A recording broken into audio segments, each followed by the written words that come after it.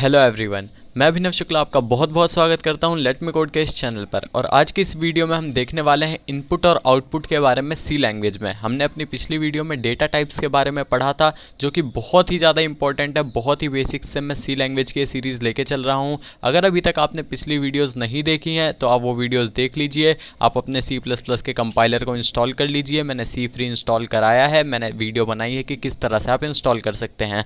तो आज की इस वीडियो में हम पहले थोड़ी थ्योरी समझेंगे और उसके बाद हम बहुत सारे यहाँ पर कोड करके देखेंगे, बहुत सारे प्रोग्राम बनाएंगे। आप यहाँ एक एग्जांपल देख सकते हैं, मैं ये पूरा समझाऊंगा कि किस तरह से है। एक एक लाइन में यहाँ पर आपको दोबारा भी लिख के दिखाऊंगा। मल्टीपल इनपुट्स कैसे होते हैं, मल्टीपल आउटपुट्स कैसे आते हैं, अलग अलग डेटा टाइप्स को आप इनपुट कैसे ले सकते हैं, आप आउटपुट कैसे दे सकते हैं, सारी चीज़ें मैं आपको इस वीडियो में करके दिखाऊंगा। तो चलिए शुरू करते हैं आज की वीडियो के साथ। तो हम सी इनपुट और आउटपुट की बात कर रहे हैं, तो सबसे पहले हम देखेंगे आउटपुट क्या है। तो आउटपुट का मतलब होता है कि आप जो भी स्क्रीन पर कुछ दिखाते हैं। जैसे अभी अगर आपकी मैं बात करूं, यहाँ पर मैंने एक ये प्रेजेंटेशन बनाई है, तो जो मैं यहाँ पर ये देख पा रहा हूँ, मैंने ये लिखा हुआ है सी इनपुट आउटपुट। यहाँ पर बैकग्राउंड में कोई एक फ़ोटो लगी हुई है, यहाँ पर इसका कुछ बॉर्डर है, यहाँ पर ये डॉट का निशान है। ये सारी चीज़ें जो हैं ये एक तरह से आउटपुट हैं जो कि मुझे स्क्रीन पर दिख रही हैं। तब ये कोई एक सॉफ्टवेयर है, जैसे कि माइक्रोसॉफ्ट ऑफिस है, आपका ये सॉफ्टवेयर से प्रेजेंटेशन बनाने के लिए होते हैं, वर्ड होता है, सब कुछ, मतलब बहुत सारी चीज़ें। तो इनमें आपको कुछ ना कुछ डिस्प्ले होता है यूज़र को। तो यही होता है आउटपुट, यानी कि आपको कुछ उस स्क्रीन से, उस सॉफ्टवेयर से दिख रहा है। तो जब आप भी सॉफ्टवेयर्स बनाते हैं तो उसमें भी आपको भी दिखाना होता है कुछ ना कुछ। आपका जो यूज़र है, सॉफ्टवेयर का यूज़र, उसको कुछ ना कुछ आपको शो करना है, उसको डिस्प्ले करना है, जो कि उसके लिए आउटपुट होगा। अब चाहे वो साउंड हो सकता है कि आपने कोई म्यूजिक प्लेयर बनाया तो उसमें से वॉइस आ रही, तो वो उसमें आउटपुट है। तो ये सारी चीज़ें होती हैं आपके आउटपुट। और इनपुट होता है जो कि हम अपने प्रोग्राम में डालते हैं। तो समझते हैं कि अब हम आउटपुट कैसे दे सकते हैं। अभी ये चीज़ें आपको और क्लियर होंगी जब हम यहाँ पर कोड करेंगे तब। तो देखते हैं यहाँ पर क्या है। इन सी प्रोग्रामिंग printf, यहाँ पर ये एक फंक्शन है, आप इसका अभी नाम देख लीजिए। printf is one of the main output function, यानी कि ऑलमोस्ट आप समझ लीजिए। अभी के लिए आप समझ लीजिए कि printf फंक्शन ही है आपको आउटपुट देने के लिए। बाद में जो दूसरी चीज़ें हैं उसको अभी देखते हैं, हम उसको अभी छोड़ देते हैं। बट आउटपुट देने के लिए आप समझ लीजिए कि एक यही फंक्शन है अभी के लिए। बाकी जैसे हम स्ट्रिंग्स के लिए करेंगे तो पुट, वो बाकी सारी चीज़ें हम तब देखेंगे जब हम एडवांस लेवल पे चीज़ें पढ़ रहे होंगे। अभी के लिए आप देखिए printf फंक्शन है जिससे आप आउटपुट दे सकते हैं। उसके बाद क्या है, the function sends formatted output to the screen. Output आप देना चाहते हैं वो ये फंक्शन आपका डिस्प्ले करता है स्क्रीन पर। तो अब यहाँ पर एक एग्जांपल समझ लेते हैं। मैंने यहाँ पर हैश इंक्लूड stdio.h किया है। इसके बारे में मैंने आपको पहले भी समझाया है कि जो हमारा हैश इंक्लूड है ये आपका प्री प्रोसेसर है, और प्री प्रोसेसर होता है वो हैश से ही स्टार्ट होता है। तो इंक्लूड आपका प्री प्रोसेसर है, stdio.h आपकी लाइब्रेरी का नाम है। अब ये लाइब्रेरी का नाम यहाँ पर क्यों इंक्लूड किया है ये अब आपको यहाँ क्लियर हो जाएगा। अभी मैंने आपको पिछली वीडियोस में भी समझाया था, बट यहाँ पर और अच्छे से क्लियर होगा कि आप देखिए जो ये printf फंक्शन है ये आपका इसी लाइब्रेरी के अंदर है। अगर मैं यहाँ पर ये लाइब्रेरी इंपोर्ट ना करूँ तो मैं printf फंक्शन को यूज़ नहीं कर पाऊँगा। ये चीज़ मैं अभी आपको लाइव जब कोड कर रहा हूँ तब आपको दिखाऊँगा कि अगर मैं बिना इसको इंपोर्ट करे, बिना इसको इंक्लूड करे stdio.h को, अगर printf फंक्शन यूज़ करना चाहूँ तो क्या होता है। और उसके बाद मैंने बताया जब हमारा प्रोग्राम रन होना शुरू होता है तो सबसे पहले हमारा जो कंट्रोल है वो जाता है मेन फंक्शन के पास। तो मेन फंक्शन मैंने बताया था कि सबसे ज़्यादा ज़रूरी है, मेन फंक्शन तो आपके प्रोग्राम में चाहिए ही चाहिए। उसके बाद यहाँ पर इंस्ट्रक्शन है जो आपको करनी है, यहाँ पर सिर्फ एक प्रिंट हो रहा है, सी प्रोग्रामिंग। और उसके बाद क्या है, रिटर्न 0। अब ये रिटर्न 0 से पता चल जाएगा कि इस फंक्शन से एग्जिट कर जाओ। तो ये सारी चीज़ें यहाँ तक हैं अभी तक। आई होप आपको इतना समझ आया होगा। अगर अभी भी कोई डाउट है तो अभी थोड़ा सा और आप पेशेंस रखिए, जब हम लाइव कोड कर रहे होंगे तब क्लियर होंगी चीज़ें। तो अब इस प्रोग्राम का जो मैंने आपको फ्लो समझा दिया है, और वही चीज़ यहाँ पर लिखी हुई है कि मैंने बताया कि ऑल वैलिड सी प्रोग्राम, यहाँ पर सब में मेन फंक्शन होना चाहिए क्योंकि एग्जीक्यूशन शुरू होती है आपकी मेन फंक्शन से। उसके बाद है printf फंक्शन जो है वो लाइब्रेरी में है, किसमें, stdio.h में। तो हमने stdio.h को यहाँ पर इंक्लूड कर लिया अपने प्रोग्राम में। और रिटर्न 0 बताता है कि यहाँ से एग्जिट करना है, यानी कि मेन फंक्शन से एग्जिट करना है। तो ये पूरा फ्लो है, आप इसको एक बारी पढ़ लीजिए। और उसके बाद है यहाँ पर इस चीज़ का आप ध्यान रखिए, कुछ हमारे फॉर्मेट स्पेसिफायर होते हैं। अब ये यहाँ पर कहाँ यूज़ होंगे ये मैं आपको बताऊँगा। आप इसका स्क्रीनशॉट ले लीजिए, आप नोट्स बना लीजिए इसके, तो वो बहुत ही ज़्यादा आपको ये हेल्प करेंगे क्योंकि इनके बिना आप यहाँ पर काम नहीं कर पाएंगे। तो देखिए यहाँ पर इंटीजर होता है। अब ये फॉर्मेट स्पेसिफायर होता है, यानी कि आपको इंटीजर वैल्यू अगर प्रिंट करनी है तो आपको यहाँ पर कुछ ना कुछ अलग लिखना होगा। जब आपको इंटीजर वैल्यू प्रिंट करनी है, डिस्प्ले करनी है, तो वहाँ पर आपको इंटीजर के लिए %d का साइन यूज़ करना है और कैरेक्टर के लिए %c का। अभी आप सोच रहे होंगे क्या है, तो ये अभी जब मैं लाइव कोड करूँगा तो ये चीज़ें वहाँ पर क्लियर करता हूँ कि फॉर्मेट स्पेसिफायर किस तरह से यूज़ होते हैं। तो इतना आप यहाँ पर अभी देख लीजिए। अभी इस पर हम दोबारा आएंगे, तब उससे पहले हम पहले कोड में समझ लेते हैं, तब आपको चीज़ें क्लियर होंगी। अभी आप डाउट में होंगे, आई नो। तो उसके बाद अब देखते हैं, चलिए लाइव कोड की तरफ बढ़ते हैं। तो हम अपने सी के कंपाइलर पर आ चुके हैं। यहाँ पर देखिए जो प्रोग्राम मैंने आपको अभी प्रेजेंटेशन में दिखाया था वहीं यहाँ लिखा हुआ है। तो इसको अगर मैं आपको रन करके दिखाऊं तो यहाँ पर देखिए क्या होता है। इसे मैंने रन किया तो ये आपकी स्क्रीन आई और यहाँ पर लिखा हुआ है सी प्रोग्रामिंग और प्रेस एनी की टू एंटर। अब ये प्रेस एनी की टू एंटर ये आपको एक मैसेज है, ये भी एक तरह का आउटपुट है जो आपका ये सी का कंपाइलर यानी कि जो सी फ्री है वो आपको दे रहा है कि आप कोई भी की को एंटर करके यहाँ से एग्जिट कर सकते हैं, वरना आपको ये चीज़ नहीं पता चल सकती कि आप एग्जिट कैसे करेंगे। यानी कि आप इसको छोड़िए कि यहाँ से आप इसको काट सकते हैं, बट यहाँ से आपको पता चल जाए। मैंने एंटर दबाया, ये क्लोज हो गया, तो इसको काट देते हैं। अब क्या है ये आपको पता चलिए। अब यहाँ पर क्या है कि इस प्रोग्राम को आपने रन करके देखा। अब यहाँ पर वो जो मैंने आपको दिखाया कि इस तरह से अगर आप देखिए प्रेस एनी की टू एंटर है। अब ये चाहते हैं कि आप यहाँ एक साथ ना आए, ताकि देखिए आप अगर आउटपुट देखें तो सी प्रोग्रामिंग है तो इसके साथ ही चिपका हुआ है, ये सही नहीं लिख रहा। तो अब हम क्या चाहते हैं कि जो प्रेस एनी की टू एंटर है वो आपका न्यू लाइन में है। तो मैंने आपको बताया था एस्केप सीक्वेंसेस के बारे में। तो आपका जो न्यू लाइन का एस्केप सीक्वेंस होता है वो आपका होता है यहाँ पर ये \n। तो अगर आप ये लिख देंगे, ये लाइन आपने यहाँ पर मेंशन कर दी, तो अब आप इसे रन करके देखें तो जो आपका आउटपुट आएगा वो कुछ इस तरह से आएगा। देखिए सी प्रोग्रामिंग आपका पहली लाइन में है और दूसरी लाइन में आपका क्या हो गया, प्रेस एनी की टू कंटिन्यू। यानी कि जो आपका बाय डिफॉल्ट वाला आउटपुट होता है ये आपने न्यू लाइन में भेज दिया। और इसी तरह से आप कर सकते हैं किसी को भी। यानी कि आप सोचिए मैं यहाँ पर अगर मल्टीपल लाइन्स को प्रिंट करना चाहूँ, मैं इसको यहाँ पर डाल देता हूँ और उसके बाद मैं यहाँ पर लिख दूँ हेलो सी प्रोग्रामिंग 1। तो इस तरह से अगर मैं अभी से रन करूँ तो देखिए यहाँ पर ये भी न्यू लाइन में आया और ये भी न्यू लाइन में, क्योंकि मैंने यहाँ पर ये न्यू लाइन में डाला था। अब क्या है, मैं न्यू लाइन में इस वाले को नहीं चाहता, मैं 4 स्पेसेस के बाद चाहता हूँ। तो मैं यहाँ पर ये Ctrl+T लगा सकता हूँ जो कि टैब के लिए स्टैंड करता है। तो आप देखिए यहाँ क्या होता है। देखिए आपका पहला आउटपुट सी प्रोग्रामिंग, फिर उसके बाद यहाँ पर ये 4 वाइट स्पेसेस हैं, फिर आपका है सी प्रोग्रामिंग 1 और यहाँ पर मैंने न्यू लाइन लगा रखा है। देखिए इस जगह न्यू लाइन है तो यहाँ पर क्या आया, इसके बाद ये न्यू लाइन में हो गया। आप यहाँ पर भी \t लगा के देख सकते हैं। तो आपका जो पहला जो आपका ये प्रेस एनी की टू एंटर है ये भी आपका यहाँ से कुछ स्पेसेस पे आ जाएगा। तो ये चीज़ आपको आई थिंक अब क्लियर होगी कि आप न्यू लाइन में इनपुट आउटपुट कैसे दे सकते हैं या स्पेसेस कैसे डाल सकते हैं। और उसके बाद आप चाहें तो बाय डिफ़ॉल्ट भी इस तरह से स्पेसेस डाल सकते हैं। तो आपका ये पहला जो आउटपुट है इतनी दूर आया है, तो इस तरह से भी आप कर सकते हैं, बट वो सही चीज़ नहीं है। आप \t लगा सकते हैं मल्टीपल यानी कि स्पेसेस के लिए। तो इस तरह से आपने कर लिया। तो अब इसको मैं हटा देता हूँ एक लाइन को यहाँ से। तो ये आपका आउटपुट का था। अब क्या है कि आपको कोई इंटीजर प्रिंट करना है आउटपुट में। तो मैंने बताया था कि आप वेरिएबल्स कैसे बना सकते हैं। तो पहले चलिए हम वेरिएबल बना लेते हैं। तो एक वेरिएबल मैंने बना लिया इंटीजर नाम का, इंटीजर n = 10 और ये मेरा नंबर बन चुका है। अब मैं क्या करूं, अब मैं इस 10 को प्रिंट करना चाहता हूं। तो यहाँ पर किस तरह से कर सकता हूं, तो क्या मैं यहाँ पर इसको डायरेक्ट इस तरह से लिखूँगा n। तो चलिए एक बार इसे ट्राई करते हैं क्या होता है। यहाँ पर इसे मैंने रन किया तो यहाँ पर आपका आउटपुट कुछ नहीं आया और ऊपर से यहाँ पर देखिए एक एरर आई, input output .exe has stopped working, close the program. तो इसको किया हमने, कुछ यहाँ पर हुआ नहीं, ऊपर से एक एरर आई है। तो इस तरह से तो ये काम नहीं करता। तो क्या मैं इसको यहाँ पर कोट्स में लिखूँ, तो एक बार इसको कोट्स में लिख के देख लेते हैं। क्या पता ये अब सही चल जाए। तो इसको भी रन करके देखते हैं। तो यहाँ पर आप आउटपुट देखिए, यहाँ पर ये n आ गया है खाली, तो n तो हमें नहीं चाहिए। तो इसको हम प्रिंट कैसे कर सकते हैं, तो इसको प्रिंट करने के लिए जो मैंने अभी आपको बताया था कि फॉर्मेट स्पेसिफायर होते हैं। तो आप ये देखिए यहाँ पर ये नंबर कौन सा है, ये नंबर है आपका इंटीजर। तो मैंने इंटीजर के लिए आपको बताया था %d।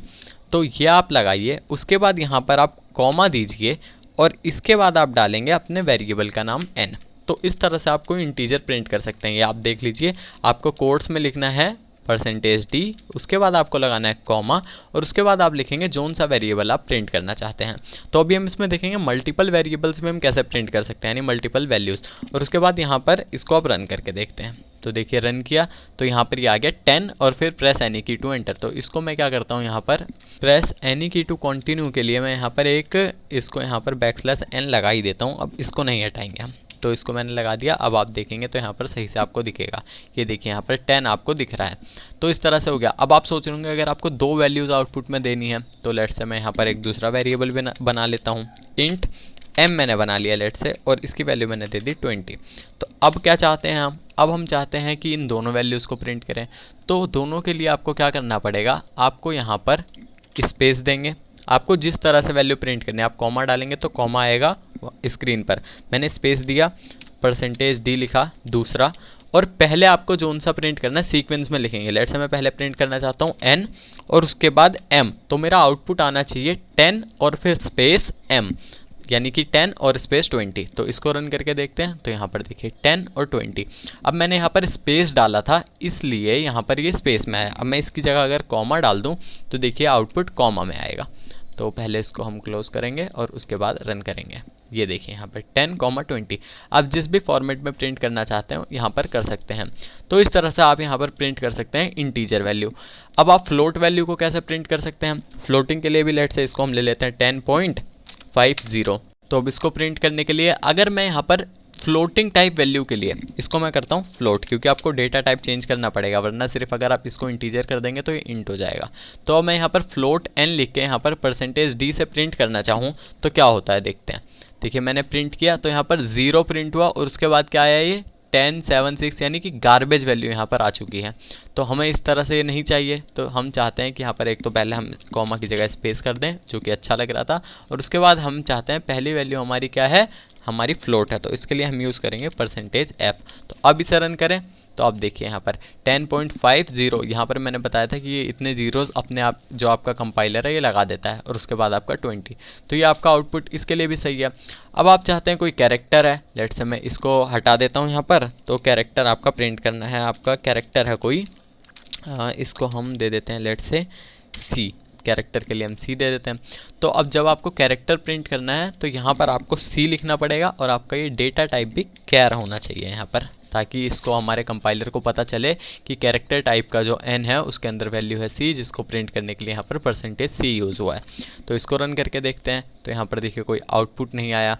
तो ये अब आउटपुट क्यों नहीं आया, चलिए इसको हम देखते हैं थोड़ा। तो एरर का कारण यहाँ है, हमने यहाँ पर डबल कोट्स लगा रखे हैं। अब यहाँ पर आपको सिंगल कोट करना पड़ेगा अगर आप इसको प्रिंट करना चाहते हैं, यानी कि यहाँ पर ये वैल्यू आप असाइन कर रहे हैं स्ट्रिंग के लिए। तो आपके जो कंपाइलर है उसको पता चलेगा यहाँ पर जब आपने सिंगल कोट्स लगाए कि जो मेरी ये वैल्यू है C, ये एक कैरेक्टर वैल्यू है। तो अब अगर मैं इसको प्रिंट करके देखूँ तो यहाँ पर देखिए ये प्रिंट हो रहा है C और उसके बाद 20। तो इस तरह से आप इसको प्रिंट कर सकते हैं।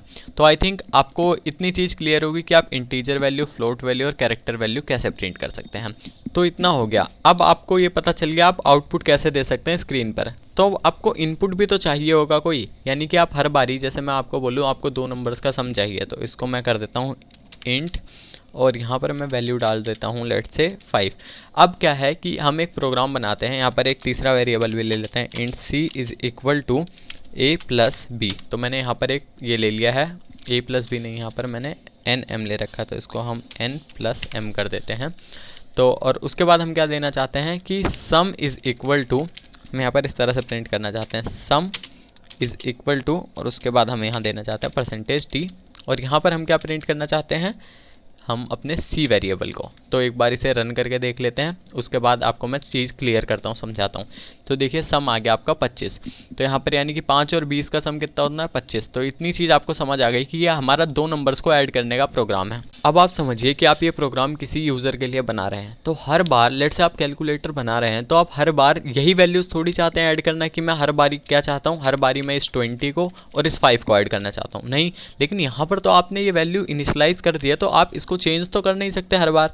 अब मैं चाहूँ कि आपका प्रोग्राम जब रन होगा, यानी मैं यूज़र हूँ, आपका ये सॉफ्टवेयर है, आप मेरा ये रन हुआ तो आउटपुट स्क्रीन इस तरह से आई, तो मुझे तो पहले ही शो हो जाएगा सम इज इक्वल टू 25। मैं तो यहाँ पर ऐड करने आया था नंबर्स को, तो इस तरह से तो नहीं काम चलेगा। तो आपको यूज़र से इनपुट लेना पड़ेगा कि आप कौन सी वैल्यूज़ को यहाँ पर ऐड करना चाहते हैं। तो मैं चाहता हूँ कि 100 और 200 को ऐड करना, तो यहाँ पर तो पॉसिबल है नहीं, तो उसके लिए आपको यूज़र से इनपुट लेना पड़ेगा। तो चलिए वो हम देखते हैं कि हम किस तरह से ले सकते हैं।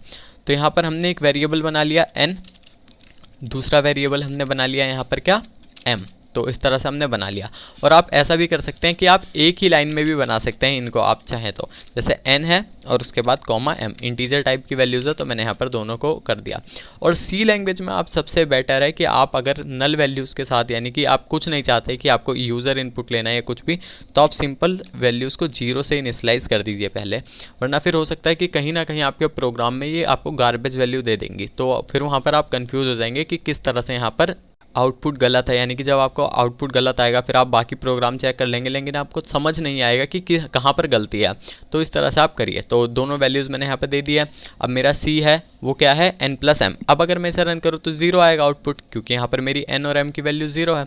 तो अब क्या करना है, यहाँ पर हमें इनपुट लेनी है वैल्यू। तो अब इनपुट क्या करेंगे, हम इनपुट लेंगे किससे, हम यूज़र से। तो यूज़र से इनपुट लेने के लिए आपके पास एक फंक्शन होता है scanf। जैसा आपके पास होता है printf वैसा ही होता है scanf। तो मुझे 2 वैल्यूज़ चाहिए, तो यहाँ पर मैं क्या लिखूँगा, 2 बार scanf। अभी मैं आपको बताऊँगा कि इसको आप और कैसे भी कर सकते हैं, लेकिन आप यहाँ पर समझिए 2 वैल्यूज़ चाहिए, तो यहाँ पर मैंने लिख दिया। तो अब क्या है, कौन सी वैल्यू मुझे इनपुट में चाहिए, तो इनपुट में तो मुझे चाहिए, आपको सेम काम करना है। यहाँ पर इंटीजर वैल्यू लेनी है तो आपने %d लिखा, कॉमा आपने वेरिएबल का नाम लिखा, ठीक है। अब यहाँ पर भी आपने क्या किया, %d लिखा क्योंकि आपको इंटीजर वैल्यू चाहिए, यहाँ पर कॉमा n लिखा। तो ये तो सेम बात अभी तक printf वाली चल रही है, लेकिन यहाँ पर आपको थोड़ा सा जो डिफरेंस है वो है, आपको यहाँ पर एड्रेस ऑफ, यानी ये एंड का साइन भी लगाना पड़ेगा, इसको हम बोलते हैं एड्रेस ऑफ। तो अब ये चला जाएगा आपका, और यहाँ पर ये n नहीं m होगा। तो अब ये चला जाएगा आपका कहाँ पर, ये अब आपको बताएगा कंपाइलर को कि ये एक यूज़र इनपुट है, इसके लिए मेमोरी में वैल्यू एलोकेट कर दो, तो उस जगह में इस डेटा को स्टोर कर दूँ। तो अब देखिए क्या होता है, आपके पास इतना है। तो अब इसे रन किया मैंने, देखिए स्क्रीन बिल्कुल ब्लैंक है। मैंने यहाँ पर कोई नंबर एंटर किया, लेट से मैंने डाला 5, उसके बाद मैंने डाला 10, तो सम इज़ इक्वल टू 15। अब मेरा इन 2 नंबर्स का सम आ गया कि मेरा 10 और 15 है। तो अब क्या बात है कि अब आपको हर बार कैसे पता चलेगा, लेट से मैं यूज़र हूँ, मैंने रन किया, तो अब मुझे क्या पता है यहाँ पर क्या करना है इस ब्लैंक स्क्रीन पर। तो यहाँ पर आपको पहले कोई मैसेज देना पड़ेगा। तो यूज़र को आपको मैसेज देने के लिए क्या करना पड़ेगा, आपको यहाँ पर printf फंक्शन लगाना होगा। आपने यहाँ पर लिखा printf, और उसके बाद आप यहाँ पर दे देंगे क्या, यहाँ पर आप डाल देंगे enter first number, enter first number. और आप इसी लाइन में इनपुट चाहते हैं तो यहाँ पर आप न्यू लाइन नहीं लगाएंगे। अगर आपको नेक्स्ट लाइन में चाहिए तो आप न्यू लाइन लगा दीजिए। उसके बाद सेम यहाँ पर चीज़ क्या होगी, हम अपने इस वाले फंक्शन के लिए भी, यानी जो सेकंड scanf है, सेकंड वाली वैल्यू के लिए भी यहाँ पर लगा देंगे, और यहाँ पर लिख देंगे हम एंटर सेकंड वैल्यू। तो सेकंड वैल्यू हम यहाँ पर सेकंड नंबर यानी एंटर करा लेंगे। तो चलिए अभी से रन करके देखते हैं। देखिए यहाँ पर रन किया, आपकी स्क्रीन पर आया एंटर फर्स्ट नंबर, मैंने डाला 50, एंटर प्रेस किया, फिर क्या आया एंटर सेकंड नंबर, मैंने यहाँ पर लेट से डाला 60। तो अब यहाँ पर प्रेस, यानी कि जो सम आ गया वो कितना आ गया 110। तो इस तरह से आ गया। अब है कि आप चाहें तो आप एक ही लाइन में भी इनपुट ले सकते हैं, जैसे कि यहाँ पर मैं कर देता हूँ, इतने को हटा देता हूँ और यहाँ पर लिखूँ एंटर 2 नंबर्स। तो 2 यहाँ पर मैंने लिख दिया नंबर्स। अब क्या है, आप सेम काम यहाँ करेंगे %d, उसके बाद आप पहला वेरिएबल का नाम लिखेंगे और अपने दूसरे वेरिएबल का नाम सेम इसी तरह से लिखेंगे। मैंने इसे रन किया तो क्या हुआ, यहाँ पर आपको 2 नंबर्स एंटर करने हैं। तो लेट से पहला नंबर मैंने डाला 10, दूसरा नंबर मैंने डाला 30। तो यहाँ पर देखिए आपका आउटपुट आ गया है 40। तो आप यहाँ पर ये न्यू लाइन में भी डाल सकते हैं, यानी कि आपने पहला नंबर एंटर करके उसके बाद एंटर प्रेस कर दिया। तो आप इस तरह से अब आप अपनी स्क्रीन पर जो भी शो करना चाहें वो प्रिंट और स्कैनएफ की तरफ से इनपुट ले सकते हैं। तो इस तरह से ये आपका काम करता है स्कैनएफ और प्रिंटएफ फंक्शन। अब आप चाहते हैं कोई कैरेक्टर वैल्यू एंटर करवाना या फिर किसी भी तरह की वैल्यू, तो आप एंटर करवा सकते हैं। और एक चीज़ और कि यहाँ पर आप हमेशा conio.h को इंक्लूड करिए, इंक्लूड conio.h। और मैंने आपको बताया अगर आप टर्बो सी यूज़ कर रहे हैं तो उसमें बहुत सारी चीज़ें अलग होती हैं, तो उसको आप ध्यान रखिए कि वहाँ पर आपको conio.h हमेशा लगाना है। उसके बाद आपको यहाँ पर वहाँ पर आपको CLR यानी क्लियर स्क्रीन, इस फंक्शन को भी सबसे ऊपर कॉल करना होता है आपको टर्बो सी के अंदर। और उसके बाद आपको यहाँ पर एक गेट ch की भी कमांड लगानी पड़ती है। यहाँ पर आपकी रिटर्न से पहले यहाँ पर आपको लिखना होता है गेट ch, तो ये भी आपको टर्बो सी में लगानी पड़ती है, तो ये उसमें आपको लगाना पड़ता है। तो आई थिंक आपको ये इनपुट और आउटपुट लेना समझ आ गया होगा, यानी कि आप इनपुट ले सकते हैं यूज़र से, नंबर प्रोसेस कर सकते हैं जो भी आप चाहें। तो इस तरह से आप आउटपुट दे सकते हैं। तो अब नेक्स्ट वीडियो में हम समझेंगे अपना जो नेक्स्ट टॉपिक है उसको। तब तक के लिए आप इस चीज़ों की प्रैक्टिस करिए, आप मल्टीपल टाइप्स के इनपुट लीजिए, आप उनको प्रोसेस करिए। जैसे मैंने यहाँ पर 2 नंबर्स को ऐड किया है, आप डिवाइड करके देखिए, आप माइनस करके देखिए।